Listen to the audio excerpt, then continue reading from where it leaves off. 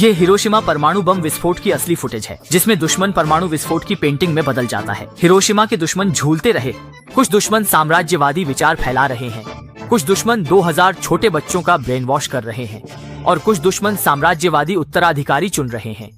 ऊंची कक्षा के दुश्मन ब्रेन वॉश कर रहे हैं, निचली कक्षा के दुश्मन लकड़ी ढोते हैं। स्कूल न गए बच्चे गेंद खेलते हैं, मछली पकड़ते हैं, कीड़े पकड़ते हैं और फूल उगाते हैं। अमेरिकी सेना इससे बहुत संतुष्ट है और तय करती है कि हिरोशिमा के इन दुश्मनों को असली लिटिल बॉय भेजा जाए। 6 अगस्त 1945 की सुबह 8:15 पर हिरोशिमा के 3 लाख दुश्मन अब भी व्यस्त थे।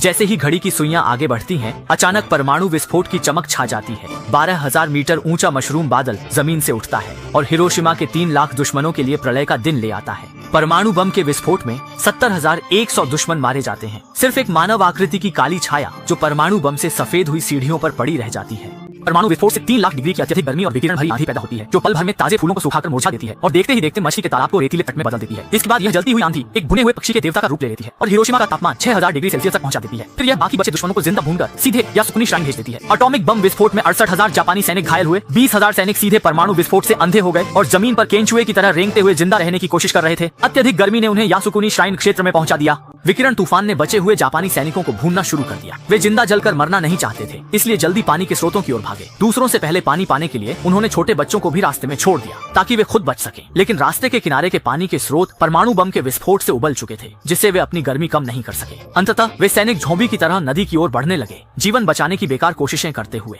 परमाणु बम घातक था, लेकिन उसे डरावनी थी साथ चलने वाली विकिरण बीमारी।